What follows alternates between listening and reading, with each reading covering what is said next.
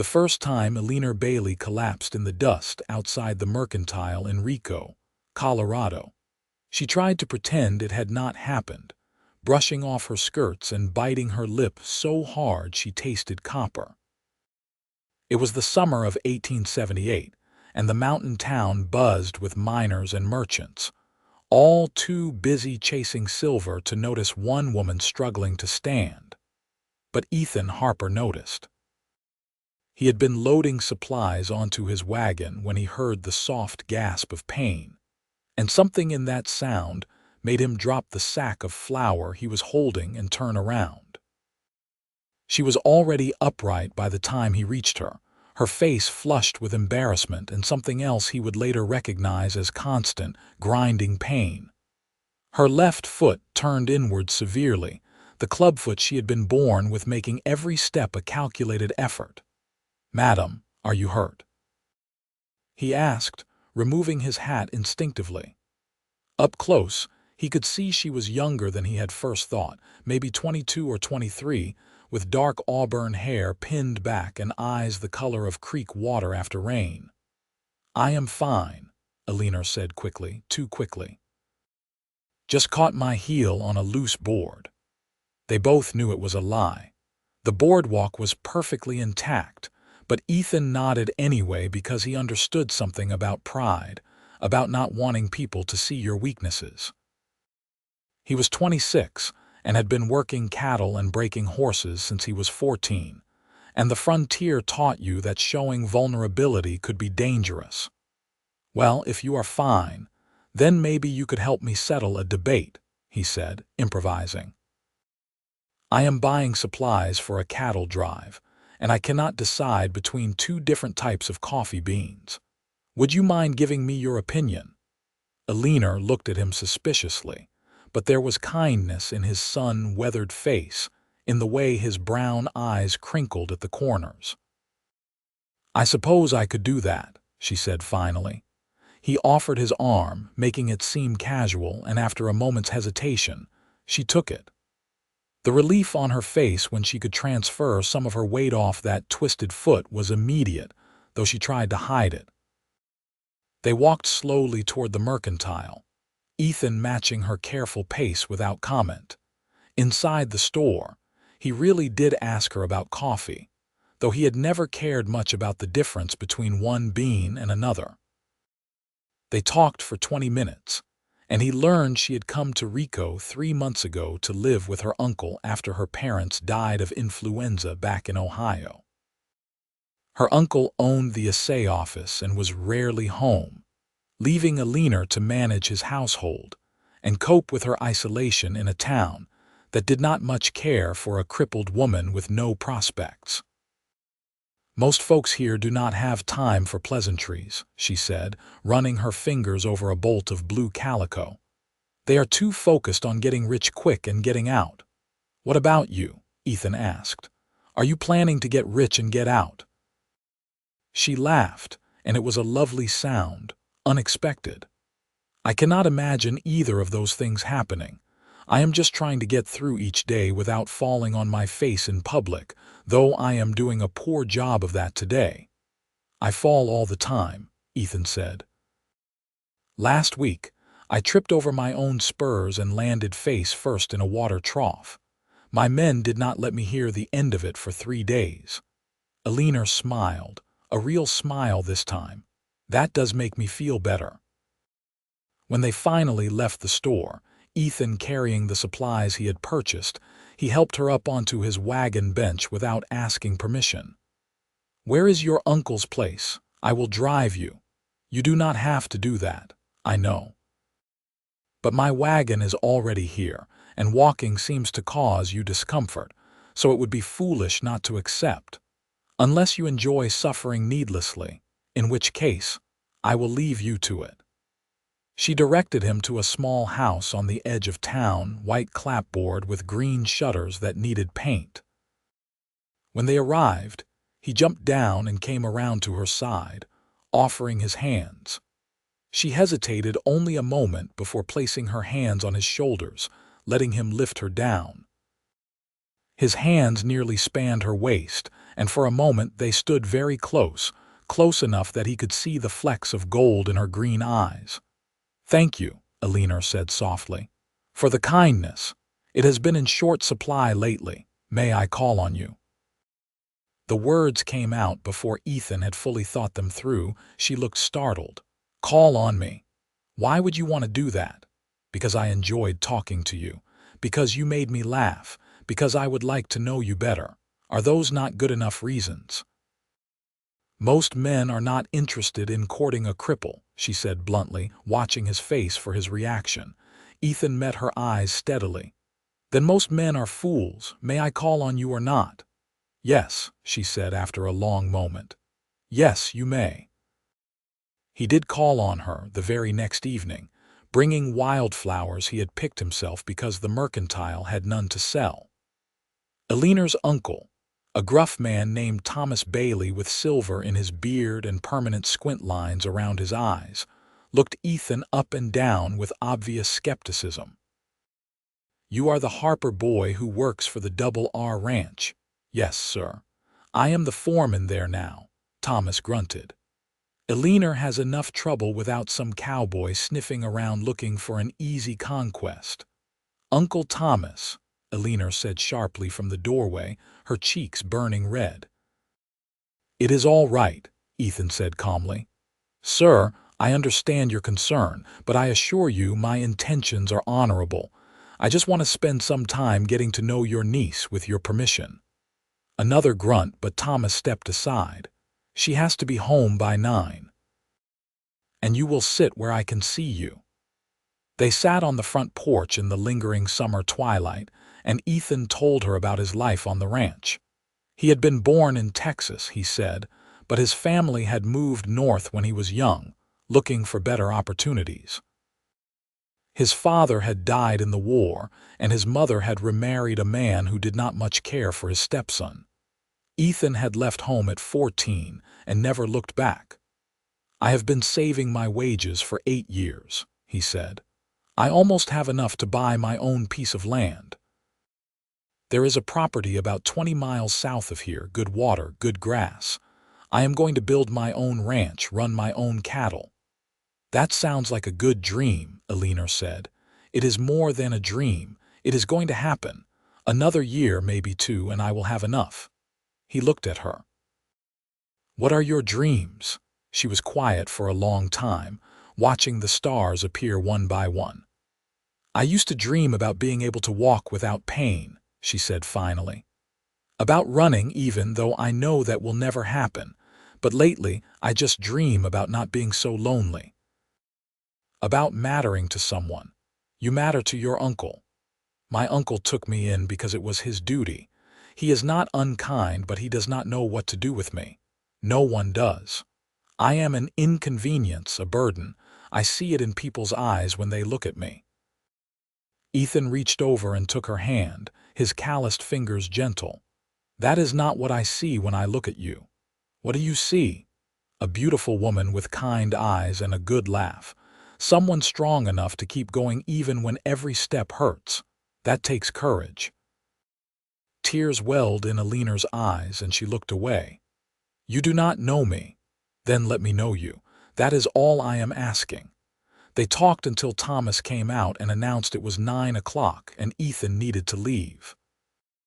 As Ethan walked back to where he had tied his horse, he could not stop thinking about the way Eleanor's hand had felt in his, small and warm and somehow perfect. Over the following weeks, Ethan visited Eleanor every chance he got. His work as foreman kept him busy during the day, overseeing the ranch hands and managing the cattle, but his evenings belonged to her. They would sit on her porch and talk about everything and nothing. She told him about the books she loved to read, about the garden she was trying to grow behind the house despite the short growing season, about her mother's apple pie recipe that she could never quite get right. He told her about the horses he had trained, about the time he had helped deliver a breech calf in the middle of a snowstorm, about his dream of having sons and daughters who would grow up knowing they were loved and wanted.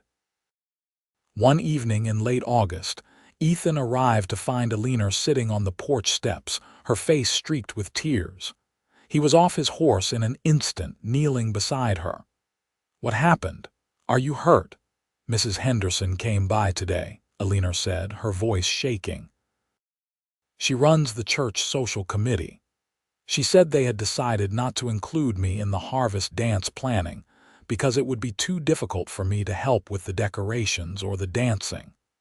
She said it very kindly, very sweetly, but what she meant was that I am an embarrassment. A cripple who cannot do what normal women can do." Ethan felt anger rise hot in his chest. "That is cruel nonsense. It is the truth. I cannot dance. I cannot even walk across a room without pain. What use am I?" He sat down beside her on the step, close enough that their shoulders touched. "Do you want to know what I think? I think Mrs. Henderson is a small-minded woman who measures people's worth by all the wrong things. You are smart and funny and kind. You read more books than anyone I have ever met. You can quote poetry and identify bird calls, and you make the best biscuits I have ever tasted. Those things matter more than whether you can hang streamers in a church hall. You are just saying that to make me feel better. I am saying it because it is true." He paused, then said, "Eleanor, I have been thinking about something for a while now, and I need to ask you a question." She looked at him, wiping her eyes. "What question?" "I know we have only been courting for a few weeks. I know most people would say it is too soon. But I am not most people, and I know my own mind. I am going to buy that land I told you about. The owner agreed to my price, and I will have the deed by the end of next month. I am going to build a house there, start my own herd, and I want you to be there with me, as my wife." Eleanor stared at him. "You want to marry me?" "Yes. I love you, Eleanor. I think I have loved you since the day I saw you fall and get back up again with your head held high. I want to spend my life with you. I want to build a future together. I want you to be the mother of my children if we are blessed with them. I want to grow old with you." He took her hand. "I know this is fast. If you need time to think about it, I understand, but I needed you to know how I feel. Ethan, I cannot be a rancher's wife. I can barely walk. How could I help you? How could I do all the things that would be required? We would figure it out together. You would do what you could do, and I would do the rest. Or we would hire help. I do not care about that. I care about you. People would talk. They would say you married me out of pity. Let them talk. I do not care what people say. The only opinion that matters to me is yours." He squeezed her hand. "I am not asking you to give me an answer right now. Just think about it. Think about whether you could love me the way I love you, whether you could see a future with me." Eleanor looked at him, at his honest face and steady eyes, and something in her chest that had been tight for so long began to loosen. "I do not need time to think about it," she said softly. "I already know my answer." His heart seized. "You do?" "Yes, I want to marry you. I want that future you are talking about. And I do love you, Ethan. I think I have loved you since you pretended to need my help choosing coffee beans." The smile that broke across his face was like sunrise. He pulled her close and kissed her, gentle at first and then deeper, and Eleanor felt something she had thought she would never feel: hope. They were married 6 weeks later in a simple ceremony at the church in Rico, with Thomas giving Eleanor away and a few of Ethan's friends from the ranch standing as witnesses. Eleanor wore a dress of pale blue silk that she had sewn herself, working on it late into the night by lamplight. She had worried about walking down the aisle, about stumbling in front of everyone, but Ethan had suggested she walk with Thomas on one side and use a beautiful wooden cane on the other. The cane had been his gift to her, carved from cherry wood and polished until it gleamed. When she reached the front of the church and Thomas placed her hand in Ethan's, she saw nothing but love in his eyes. The minister said the words and they repeated their vows, and then Ethan was kissing her, his wife, and Eleanor thought her heart might burst with joy. The land Ethan had purchased was beautiful, a valley where a clear creek ran year-round, surrounded by pine-covered hills. He had already begun building the house before the wedding, working every spare moment he had, and by the time he carried Eleanor over the threshold, it was finished enough to live in. 4 rooms. A main room with a stone fireplace, a bedroom, a kitchen, and a small room that Ethan said could be a nursery someday if they were lucky. "It is not fancy," he said as Eleanor looked around, taking in the rough-hewn furniture he had built himself, the windows that let in the mountain light. "It is perfect," she said, meaning it. This was theirs, a place where they could build a life together. The first months of marriage were an adjustment. Eleanor had been raised to be useful despite her limitations, and she threw herself into making their house a home. She cooked and cleaned and tended the garden Ethan had planted for her. She learned to manage the pain in her foot through careful pacing and rest, though there were days when every step was agony. On those days, Ethan would insist she stay in bed or sit by the fire while he handled everything, bringing her tea and books and sitting with her in the evenings. "You do not have to take care of me," she protested one particularly bad day in November when the cold had made her foot ache worse than usual. "I want to take care of you," Ethan said simply. "That is what marriage means. We take care of each other." He was true to his word. When Eleanor caught a fever that winter and was bedridden for a week, Ethan nursed her with a gentleness that made her fall in love with him all over again. And when a late spring storm damaged part of their barn, Eleanor helped him plan the repairs, her practical mind solving problems his hands-on approach had missed. But it was on their journey to Denver in the spring of 1879 that Ethan's devotion showed itself most clearly. They needed to travel to the city to register their brand and handle some legal matters regarding the ranch. The trip would take several days on horseback, and Eleanor had been anxious about it, knowing how difficult it would be for her. "We could take a wagon," Ethan suggested, but Eleanor shook her head. "That would add days to the journey, and the roads are terrible this time of year. We would get stuck for certain. I can manage on horseback if we take it slow." They set out on a clear May morning, Eleanor riding a gentle mare that Ethan had trained specifically for her. The first day went well enough, though by evening Eleanor's foot was throbbing. They made camp beside a small stream, and Ethan helped her dismount, steadying her when her leg nearly gave out. The next day, they reached their first river crossing. The snowmelt had swollen the creek into a rushing torrent, the water high and fast. Ethan dismounted and studied it for a long moment, then came back to Eleanor. "The water is too deep and too fast for the horses to cross safely with riders. We will have to lead them across." He looked at her foot, at the way she was already gripping the saddle horn to keep her balance. "The current will knock you down." "I will manage," Eleanor said, but even she did not believe it. Ethan shook his head. "No, I will carry you across." "Ethan, you cannot carry me and lead the horses. That is too much." "I will make 2 trips, first you, then the horses." Before she could protest further, he lifted her down from her horse and into his arms, cradling her against his chest. The water was shockingly cold when he stepped into it, and Eleanor gasped, wrapping her arms around his neck. The current pulled at them immediately, strong enough that Ethan had to brace himself with every step. The water reached his thighs, then his waist, and Eleanor could feel his muscles straining with the effort of keeping them both upright.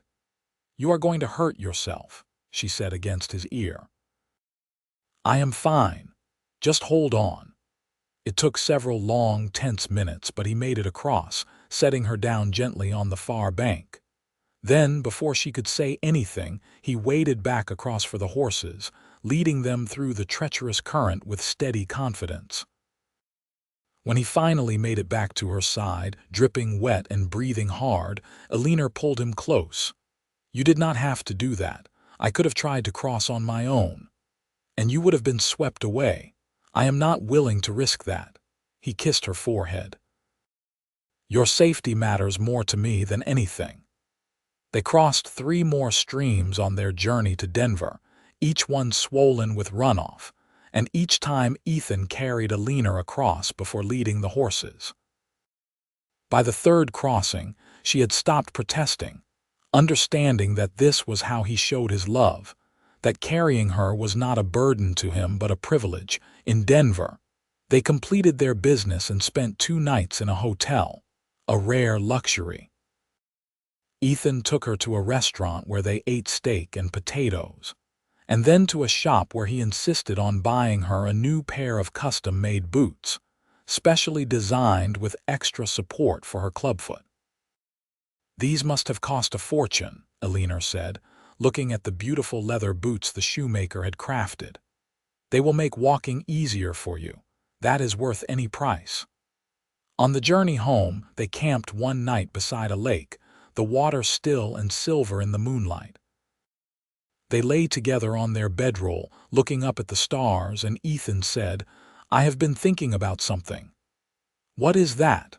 The ranch is doing well. Better than I expected for the first year. If things keep going this way, we will be able to hire a hand next spring, someone to help with the work. That will give us more time together. That sounds wonderful. He rolled onto his side, propping himself up on one elbow to look at her. I want you to know something. I see how hard you work, how much pain you push through every day. You never complain, but I know it hurts. I want you to know that you do not have to prove anything to me. You do not have to earn your place here. You are my wife, and I love you, and that is enough. If you need to rest more, rest. If you need help, ask. Do not suffer in silence because you think you have to be strong all the time. Tears filled Eleanor's eyes. I just want to be a good wife to you. I do not want you to regret marrying me. Regret? He looked stunned. Eleanor, you are the best thing that ever happened to me. How could I possibly regret marrying you? Because I cannot do everything a normal wife could do.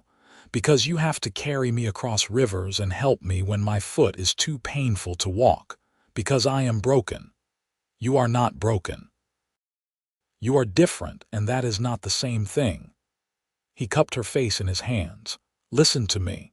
I did not marry you because I thought you would be some kind of perfect frontier wife who could do everything without help.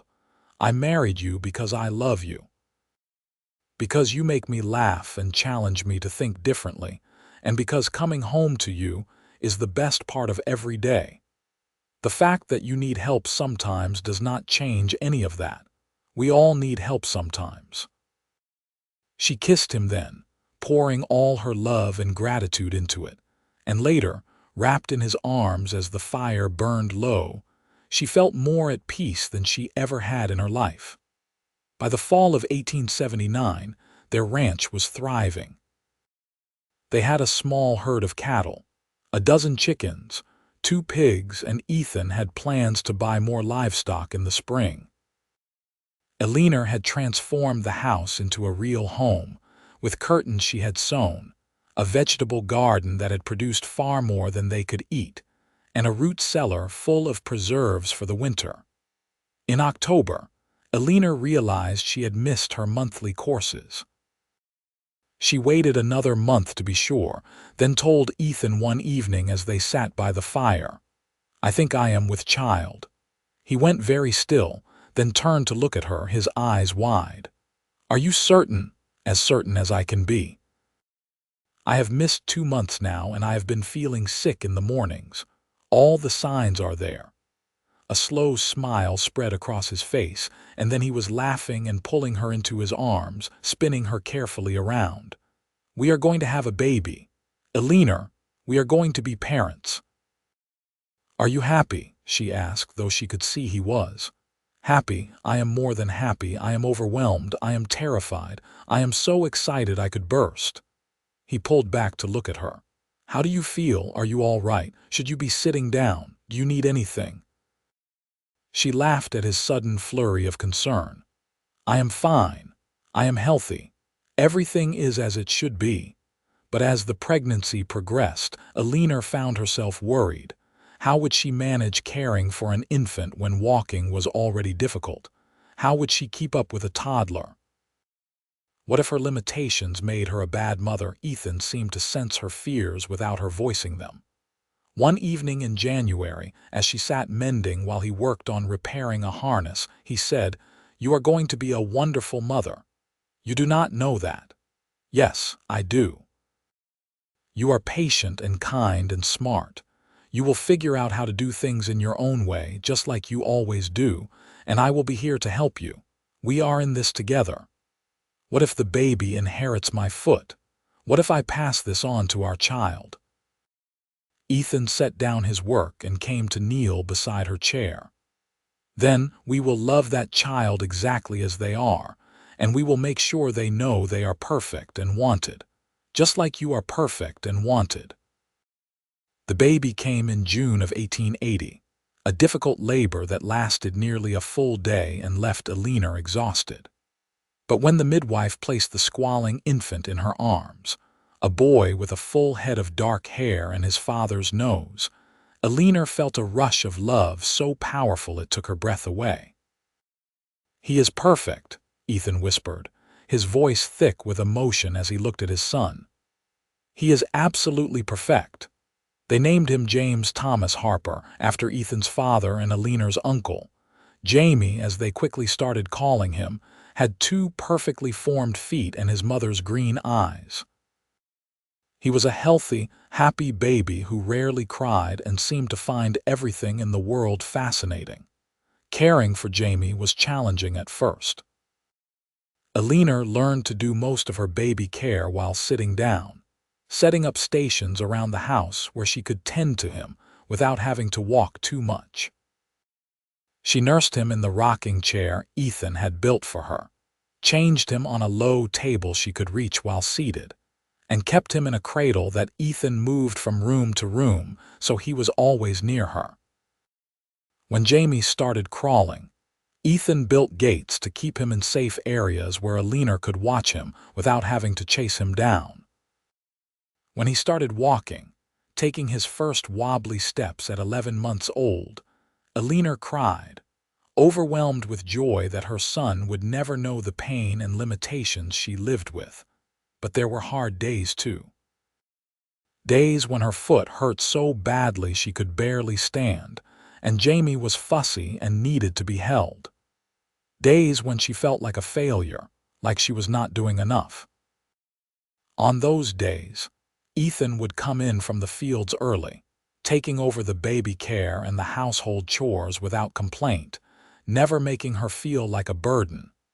In the spring of 1882, Eleanor discovered she was pregnant again. Jamie was nearly 2 now, running everywhere and talking in complete sentences that were both charming and exhausting. The thought of managing a toddler and a newborn was daunting, but she also felt a deep happiness. She loved being a mother and she wanted Jamie to have a sibling. This pregnancy was easier than the first, and when the baby came in December, another boy they named William Charles, the labor was shorter and less difficult. Billy, as they called him, looked like his mother with auburn hair and a serious expression even as a newborn. Life with 2 small children was chaotic and exhausting and wonderful. Eleanor developed systems and routines that allowed her to manage despite her limitations. She taught Jamie, even as young as he was, to help by bringing her things she needed, and he took his role as big brother very seriously. Ethan hired a ranch hand named Samuel, a quiet young man from Missouri who was good with cattle and respectful of Eleanor's needs, never making her feel uncomfortable about the things she could not do. One summer evening in 1884, when Jamie was 4 and Billy was 18 months old, the family went for a walk down by the creek that ran through their property. Ethan carried Billy on his shoulders while Eleanor held Jamie's hand, walking slowly. They had done this hundreds of times by now, these evening walks, and Eleanor never took them for granted. There had been a time when she thought no one would ever love her, never mind want to build a life with her. "You remember the first time we crossed a stream together?" Ethan asked, and Eleanor knew he was thinking of their journey to Denver, of him carrying her through the rushing water. "I remember. I remember thinking you were going to hurt yourself trying to keep me safe. I would do it again 1,000 times. I would do anything for you." "You know that, right?" She squeezed his hand. "I know, you show me every day." Jamie tugged on her hand. "Mama, why do you walk different than Papa?" Eleanor glanced at Ethan, who gave her an encouraging nod.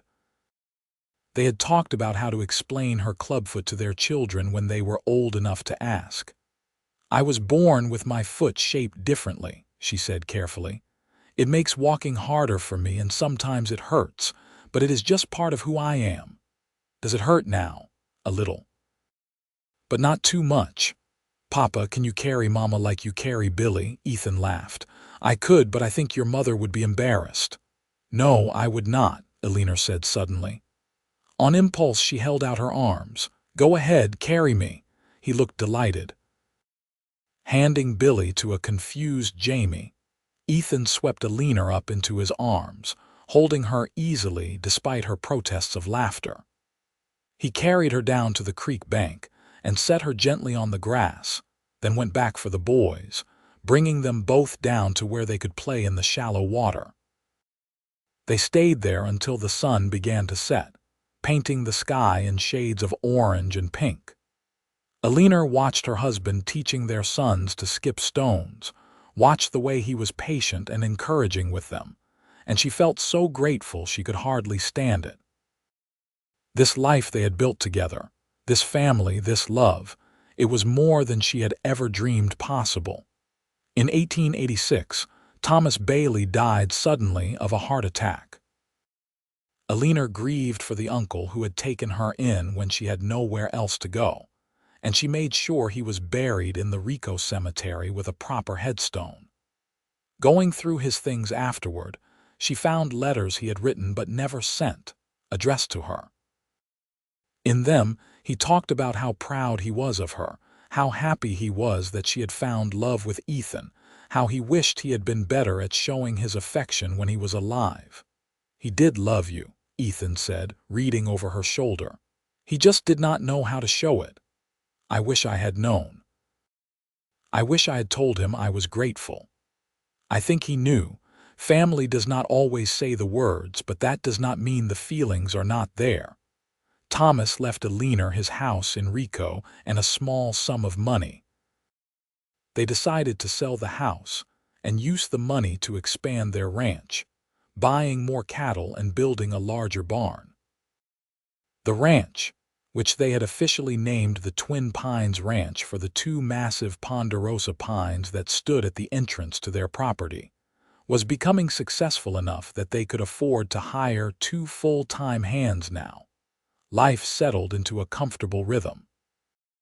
The boys grew strong and healthy, and Eleanor found ways to keep up with them despite her limitations. She taught them to read and do arithmetic at the kitchen table. She told them stories and taught them to garden and bake. She was there for scraped knees and bad dreams, for first lost teeth and childhood triumphs. Ethan, true to his word, never made her feel like her clubfoot was a problem. He carried her across streams whenever they needed to cross them, which happened often as they explored their land and the surrounding wilderness with the boys. He helped her when her foot was too painful, took over her tasks without complaint, and loved her with a steadiness that never wavered. In 1889, Eleanor became pregnant again, a surprise given that Billy was now 7 and they had assumed their family was complete. This pregnancy was harder on her body, now 33 years old and dealing with more pain from her foot than ever before. She spent much of the last months on bed rest, frustrated by her limitations but determined to deliver a healthy baby. In March of 1890, their third son was born, a tiny baby they named Robert, called Robbie from the start. The labor nearly killed Eleanor, and the doctor told them afterward that she should not have any more children, that another pregnancy could be fatal. It was sobering news, but they had 3 healthy sons, and that felt like more than enough blessing for one lifetime. Robbie was a sweet-natured baby who seemed to understand his mother's limitations instinctively, rarely fussing and content to lie in his cradle and watch his older brothers play. Jamie, now 10, and Billy, now 7, were protective of their baby brother and helpful in ways that made Eleanor's heart swell. As the boys grew, they learned about their mother's clubfoot not as something shameful or limiting, but as simply part of who she was. They saw how their father never hesitated to help her, how he carried her across streams and up hills without complaint, and they learned that love meant taking care of each other. That strength came in many forms. One day in the summer of 1895, when Jamie was 15 and starting to think about his future, he asked his mother, "Did you ever wish you had been born different?" Eleanor, now 39, thought about the question carefully. "When I was younger, I used to wish that all the time. I wished I could walk and run like other children. I wished I did not have to deal with the pain or the way people looked at me. But as I got older, I realized that my clubfoot shaped who I became. It taught me resilience and compassion. It made me see people differently, to look past surface things to what really matters, and in a strange way it led me to your father. How? If I had not fallen that day in Rico, he might never have noticed me. He might have walked right past. But he saw me struggling, and instead of turning away like most people did, he stopped to help. My limitation gave him the chance to show his character, and it gave me the chance to see what kind of man he was. You think less of yourself because of it? No, not anymore. For a long time I did. But your father taught me that my worth is not determined by whether I can walk without pain or do everything other women can do. I am a good wife and mother. I am smart and capable. I have built a good life. That is what matters." Jamie nodded thoughtfully. "I think you are the strongest person I know." Eleanor smiled, her eyes misting. "Thank you, son. That means more than you know." In 1898, Jamie left home to attend college in Denver, the first member of either family to pursue higher education. Eleanor was proud and terrified in equal measure, but Ethan reminded her that they had raised their son well, that he was ready for this next step. Billy, now 16, showed no interest in college but was a natural rancher, working alongside his father and talking about expanding their cattle operation. Robbie, at 8, was still young but already showing signs of being the scholar of the family, always reading and asking questions about how things worked. Life was good, better than Eleanor had ever imagined it could be. She was surrounded by love, by family, by purpose. The pain in her foot was a constant companion, worse now in her early 40s than it had been when she was younger, but she had learned to manage it, to pace herself, to accept help when she needed it. One fall afternoon in 1899, Ethan came in from the fields early and announced, "Pack a bag. We are going on a trip." "What? Where?" "It is a surprise. Samuel and Billy can handle things here for a few days, and Robbie can stay with the neighbors. Trust me." 2 days later, they were in a hotel in Colorado Springs, a beautiful building with electric lights and running water. Eleanor stared around in wonder at the modern conveniences, so different from their ranch house that still relied on lamps and well water. "Why are we here?" she asked. "Because I wanted to do something special for you. We have been married for 21 years, and we have worked hard building our ranch and raising our boys. I wanted to give you a few days where you do not have to work, where you can just relax and be taken care of." He had planned everything. They ate at fine restaurants and visited a photographer's studio where they had their portrait taken together. They went to a lecture at the college and a concert at the town hall. Ethan bought her a new dress, a beautiful green silk that brought out her eyes, and a pair of specially made shoes that cushioned her clubfoot better than anything she had ever worn. But the best part was simply being together, just the two of them, remembering what it was like to be newlyweds before the busy demands of ranch life and parenthood. They stayed up late talking, made love in a real bed with clean sheets, slept late in the morning. They held hands walking down the street, and Ethan carried her up the stairs to their hotel room each night, even though there was a lift available. On their last night, lying in bed with Ethan's arm around her, Eleanor said, "Thank you for this, for all of it. For 21 years of loving me and caring for me and never making me feel like I am less than enough. You are more than enough. You are everything." He kissed her temple. "Do you remember what I said to you the night I proposed? You said a lot of things that night. I said I wanted to grow old with you. I meant it then, and I mean it now. Whatever years we have left, I want to spend them with you. Even though I am going to get slower and more limited as we age, even though someday I might not be able to walk at all, even then, especially then. I will carry you wherever you need to go, just like I have always done." Tears slipped down her cheeks. "How did I get so lucky? I am the lucky one. Never doubt that." The new century arrived with celebration and hope. Jamie graduated from college and returned home with a degree in agricultural science, full of ideas for improving their ranching operation. Billy had gotten married to a local girl named Sarah, and they were expecting their first child.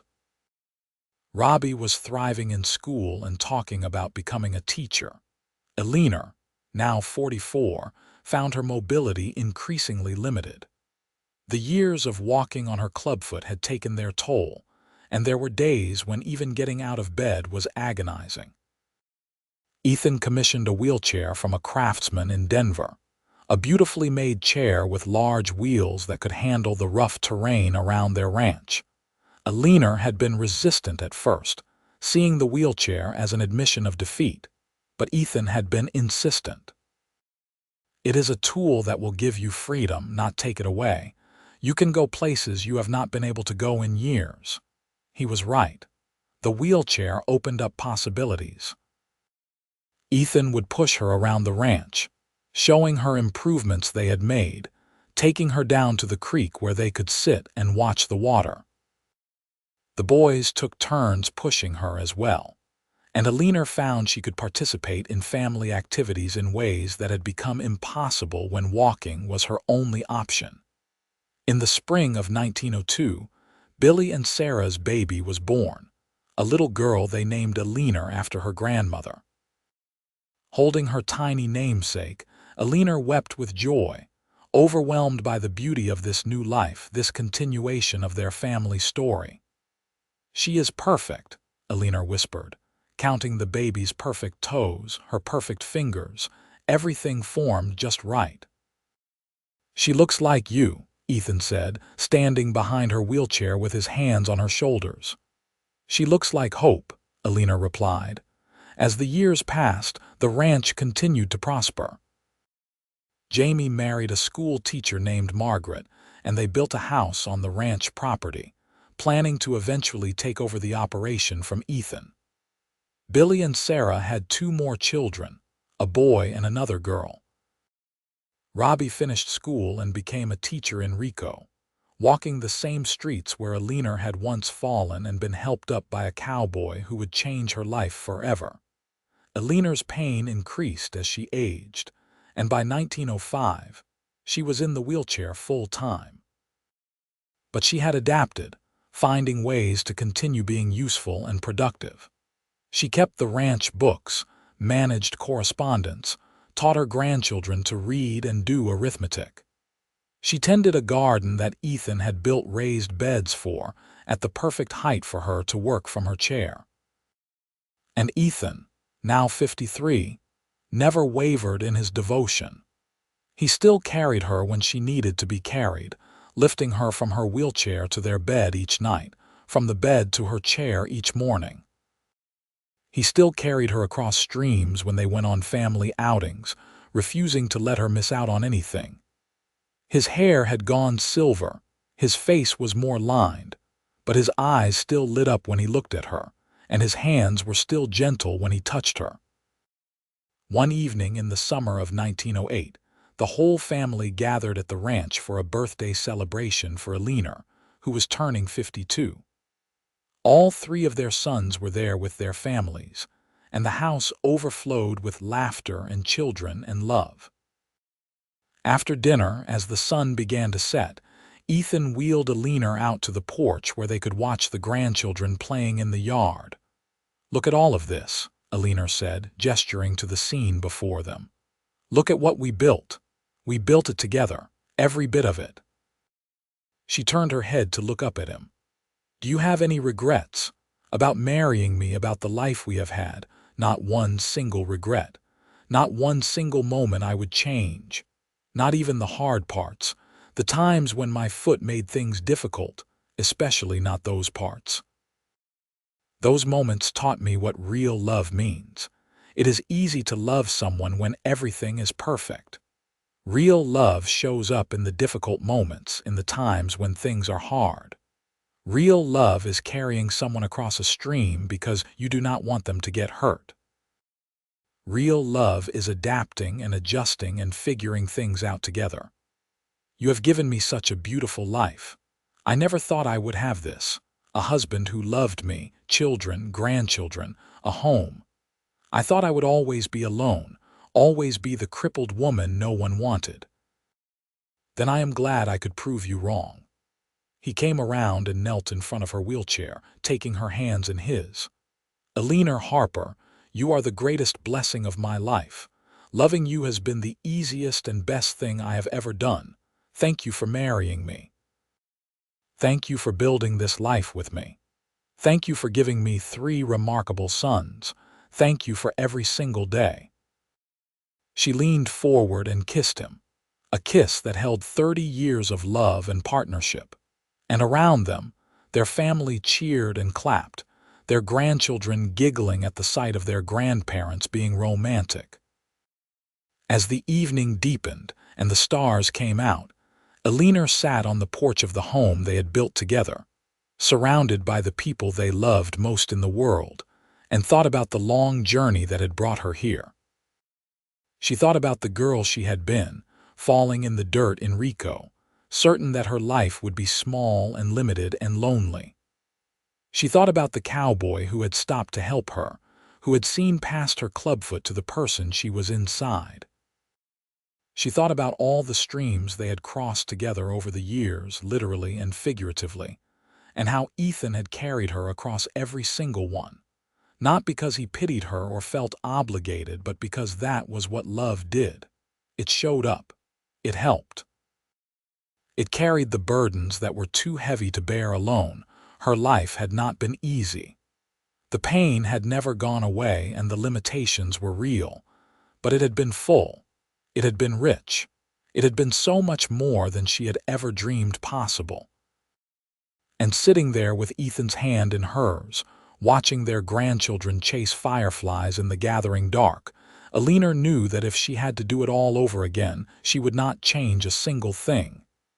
Every step, painful as it had been, had led her here, to this moment, to this love, to this life. That was enough. That was everything. The years that followed were gentle ones, filled with the quiet joys of a life well lived. Ethan finally handed over the full management of the ranch to Jamie in 1910, though he still helped out when he could, unable to completely give up the work that had defined so much of his adult life. He and Eleanor spent their days together, reading and talking, entertaining their grandchildren, taking slow walks when the weather was good with Ethan pushing Eleanor's wheelchair. In the spring of 1912, They celebrated their 34th wedding anniversary with a family gathering that brought all their sons and their families back to the ranch. Someone suggested taking a photograph of everyone, and they arranged themselves on the porch, 3 generations of Harpers. Ethan stood behind Eleanor's wheelchair, his hands on her shoulders, and when the photographer told them to hold still, Eleanor felt the gentle squeeze of his fingers, a silent message of love that needed no words. Later that night, after everyone had gone to bed, Ethan carried Eleanor outside one more time. The moon was full, casting silver light across their land, and he stood there holding her, her arms around his neck, looking out at everything they had built together. "Do you remember the first time I carried you?" he asked. "Across that swollen creek on the way to Denver. How could I forget? I thought you were going to drop me." "Never. I have carried you across more streams than I can count now. You have, and I have loved you more with each one." He held her close, this woman who had been his partner through everything, and Eleanor rested her head on his shoulder, breathing in the familiar scent of him, feeling the steady beat of his heart. They stayed like that for a long time, neither wanting to break the spell of this perfect moment. When he finally carried her back inside and settled her into bed, she caught his hand. "Promise me something, anything. Promise me that whatever time we have left, we will spend it just like this, together, not worrying about tomorrow, just being grateful for today. I promise. Every day we have, we will spend it together." He kept that promise. Every day until Eleanor passed away peacefully in her sleep in the spring of 1915, at the age of 59, with Ethan lying beside her, his hand holding hers. Her heart simply stopped, worn out from a lifetime of fighting pain and fighting to live fully despite her limitations. Ethan woke to find her gone, and the grief that crashed over him was like a physical blow. She had been his everything for 37 years. His best friend, his partner, his love. He had built his entire adult life around her, and now she was gone, leaving a hole so vast he did not know how he would survive it. They buried her on a hill on their ranch, under the pine trees she had loved, with a view of the creek where Ethan had carried her so many times. The whole community came to pay their respects, people from Rico and the surrounding ranches, and they spoke of Eleanor with genuine affection and respect. She had been a woman of strength and grace, they said. She had overcome her limitations to build a beautiful life, to raise fine sons, to be a pillar of their small community. After the funeral, Ethan sat alone by her grave for hours. His sons came and went, respecting his need for solitude, understanding that he needed time to say goodbye. When the sun began to set, he finally spoke. "I do not know how to do this without you," he said to the freshly turned earth. "I do not know how to wake up in a house where you are not. I do not know how to live in a world that does not have you in it." The wind rustled through the pines, and Ethan imagined it was her voice, telling him what she would have said, that he was strong, that he had their sons and grandchildren who needed him, that she would want him to keep living, to find joy where he could, to not waste the years he had left grieving what was lost. So he did. It was not easy, and there were days when the loneliness threatened to swallow him whole, but he kept going. He spent time with his sons and their families. He taught his grandchildren to ride and fish and track animals through the woods. He told them stories about their grandmother, about how brave she had been, how funny, how smart. He made sure they knew that she had been so much more than her clubfoot, so much more than her limitations. And every evening, he would walk up the hill to her grave and sit beside it as the sun set, telling her about his day, about the funny thing little Eleanor had said, or how the ranch was doing, or what he had read in the newspaper. He carried on conversations with her as if she could hear him, and maybe she could. He liked to think so. Ethan Harper lived until 1922, passing away at the age of 70 from pneumonia one cold February night. He was lucid until the end, surrounded by his sons and their families, and his last words were, "Tell her I am coming. Tell Eleanor I am coming to carry her across one more stream." They buried him beside her, under those same pine trees, and on his headstone they carved the words, "Beloved husband of Eleanor, he carried her with love and devotion until the end." On her stone they carved, "Beloved wife of Ethan, she walked through life with courage and grace." The ranch stayed in the Harper family for generations, passed down from father to son, each generation learning the story of Ethan and Eleanor, of the cowboy who loved a woman with a clubfoot, who carried her across every stream they crossed, who proved that real love is not about perfection, but about showing up for each other, day after day, through whatever challenges come. And sometimes, on quiet evenings when the light slants golden across the land, people swear they can see two figures walking by the creek, a man and a woman, his arm around her waist as she leans on him, both of them laughing at some shared joke, forever together in the place they had built with love and devotion and unwavering commitment to each other.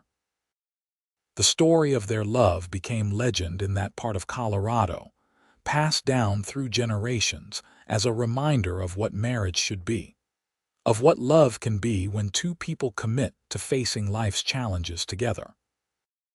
Parents told it to their children, grandparents to their grandchildren, always emphasizing the lesson that Eleanor and Ethan had lived so fully.